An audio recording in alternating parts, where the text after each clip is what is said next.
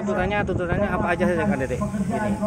Pada dasar intinya kita meminta agar perusahaan PT Jimyung khususnya itu yang sudah keluar nota pengawasan yang menyatakan bahwa mereka itu adalah karyawan PKWTT atau yang kita kenal sebagai karyawan tetap.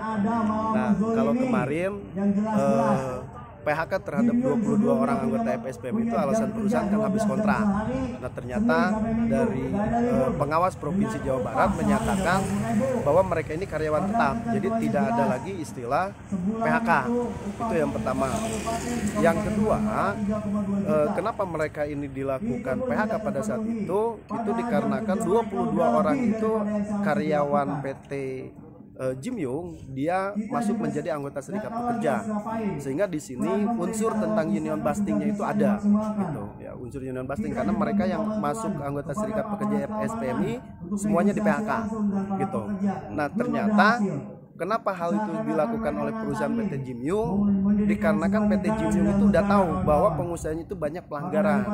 Salah satunya pekerja PT Jimyung ini tidak diikutsertakan menjadi peserta BPJS Kesehatan dan Ketenagakerjaan, gitu. Dan kita sudah melaporkan hal itu dan pihak BPJS sudah melakukan tindakan. Kalau BPJS Kesehatan itu sudah sanksi SP2. Kalau BPJS Ketenagakerjaan itu sudah mengeluarkan sanksi denda terhadap perusahaan. Kalau tidak salah itu di angka 1,7 miliar katanya kemarin, kata pihak BPJS Ketenagakerjaan. Diberikan waktu sampai 7 Juli. Nah, pada saat nanti 7 Juli ini tidak juga diindahkan oleh pihak pengusaha Jimyung, maka BPJS Ketenagakerjaan akan melimpahkan terhadap pemerintah Kabupaten Bandung Barat dengan sanksi administrasi, yaitu penutupan pelayanan publik.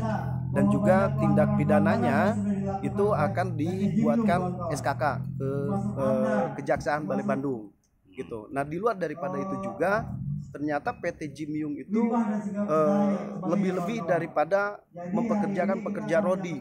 Kenapa? Karena mereka ini pekerja Jimyung itu sehari kerja 12 jam. Ya, dan tidak pernah diberikan hari libur. Jadi dalam hari liburnya itu hanya 1 hari dalam 1 bulan, dan itu diupah 80.000. Nah, saat ini kita meminta pelanggaran-pelanggaran tersebut itu segera dilaksanakan oleh pihak perusahaan, atau pelanggaran-pelanggaran tersebut itu dirubah lah, ya, menjadi normatif semua dijalankan.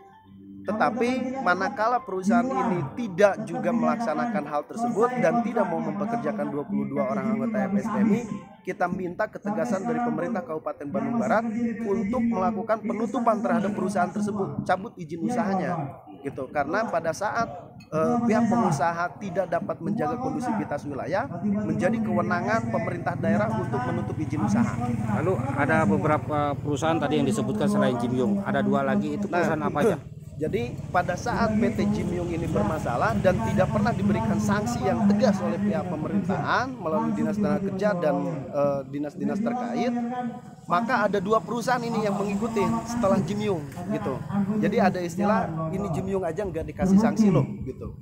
Sehingga ada perusahaan yang mengikuti, yaitu PT Yihwa, ya. PT Yihwa itu mengikuti hal yang sama, dan anggota kami sebanyak 45 orang itu di PHK semua. Ya. Dan pada saat Yihwa tidak diberikan sanksi juga, lari juga terhadap Palmastek. Palmastek juga melakukan hal yang sama juga, seperti itu.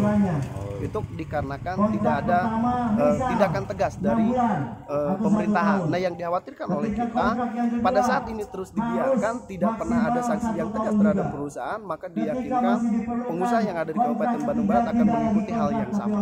Jadi artinya pengaruh utamanya adalah karena para anggotanya, para karyawannya itu masuk FPSMI ini. Ya. Oh, gitu. Jadi akhirnya alasan untuk pengurangan karyawan dan lain-lain begitu. Makanya unsur union bustingnya itu ada. Harapan untuk ke Pak Hengki, PLT Hengki ini gimana? Nah, harapan kita terhadap Pak Bupati ini, karena kan kalau Dinas Tenaga Kerja sudah beberapa kali dia memfasilitasi kami, bahkan dia datang ke perusahaan memberikan peringatan